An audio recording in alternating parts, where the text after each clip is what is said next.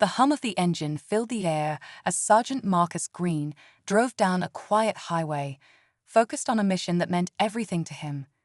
A decorated soldier, Marcus was heading to deliver crucial aid to a struggling community, his sense of duty driving every mile. But his journey took a sharp turn when flashing lights appeared in his rearview mirror. "Pull over," a voice barked as Officer Carter approached, his tone sharp and eyes filled with suspicion. From the moment Marcus rolled down his window, it was clear this wasn't a routine stop. The questions weren't about his speed or his car. They were about who he was, his uniform, and something deeper that simmered beneath the surface. As tensions escalated, Marcus was left questioning if he'd make it to his destination, or if justice would stand in his way. What happened next would shape the lives of everyone involved. Marcus kept his hands visible on the steering wheel, his heart pounding. He'd been trained to handle high-pressure situations, but this felt different. Officer Carter's tone grew sharper, the questions more personal. "Where are you headed in such a rush?" the officer demanded, eyeing Marcus's uniform with a mix of skepticism and something unspoken. Marcus explained his mission, delivering supplies to a disaster-stricken area. But the officer's expression didn't soften. Instead, Carter began inspecting the vehicle, his words tinged with an accusatory edge. "A soldier, huh? You sure about that?" Marcus could feel the weight of the moment pressing down on him. He thought about his unit, the people depending on him, and a responsibility he carried. Why was this happening now, of all times? As Officer Carter radioed for backup, Marcus wondered if this was just about him, or something bigger than he could control. As Marcus sat there, his mind raced. Every moment felt like an eternity. The backup Carter had called for arrived, another patrol car pulling up with 2 more officers stepping out. The situation felt unnecessarily heavy, and Marcus couldn't shake the feeling that this was more about prejudice than procedure. One of the new officers approached Carter, who was flipping through Marcus' identification and vehicle registration.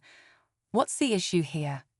the officer asked, glancing at Marcus with curiosity, not hostility.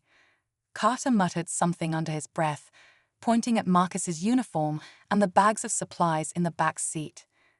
Inside the car, Marcus kept calm, but his thoughts were a mix of frustration and resolve. He thought about his years of service, the sacrifices he'd made, and the promise he'd kept to protect and serve.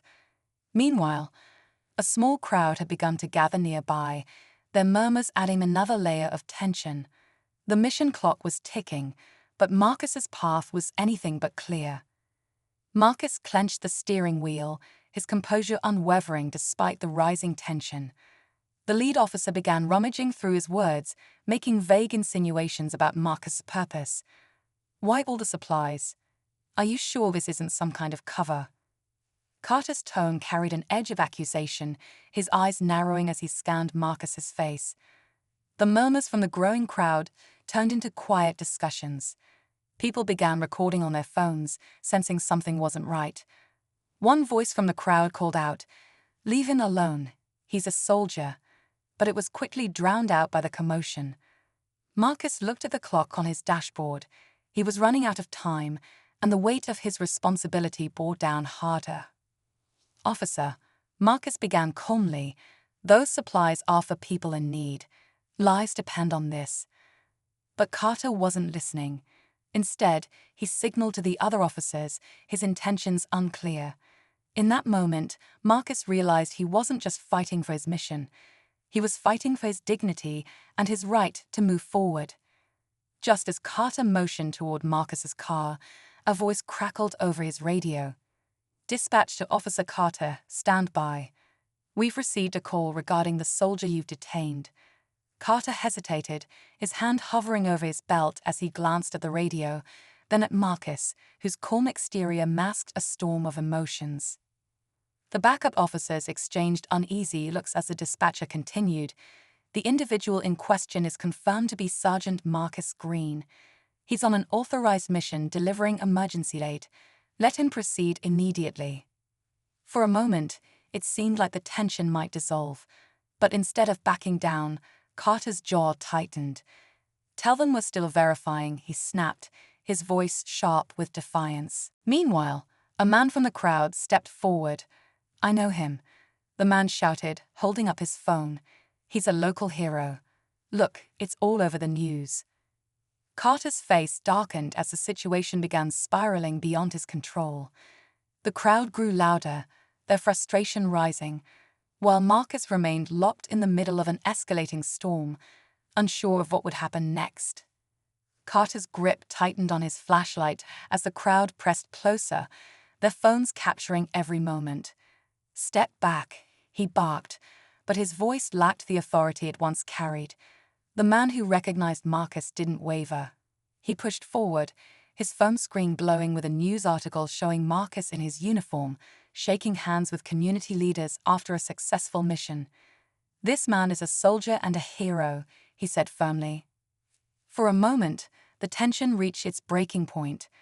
Carter glanced at the phone, then back at Marcus, his expression unreadable. Just then, another officer from the backup team stepped forward. "Carter, this is over," he said, his tone resolute.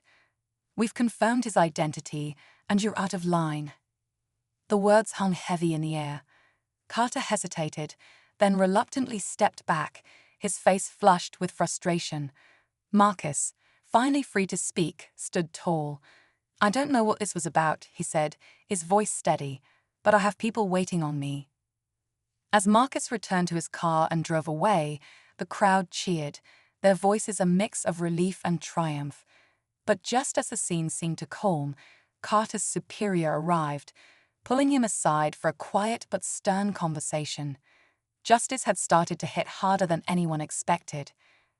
Meanwhile, miles down the road, Marcus finally reached his destination.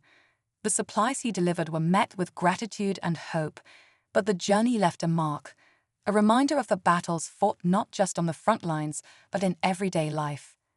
As the community gathered around the supplies Marcus had delivered, he took a moment to reflect. The smiles on the faces of those in need reminded him why he had chosen this path, a mission bigger than himself. Though the road had been filled with unnecessary obstacles, Marcus felt a deep sense of accomplishment knowing he had made it. Back in town, the incident with Officer Carter didn't go unnoticed. Videos of the encounter spread quickly, sparking conversations about accountability and respect. Carter faced an internal investigation, and the department promised changes, vowing to rebuild trust with the community. For Marcus, the experience was a powerful reminder of resilience. The journey wasn't just about delivering aid, it was about standing firm in the face of injustice. As he prepared for his next mission, he carried the hope that each step forward could inspire others to fight for what's right.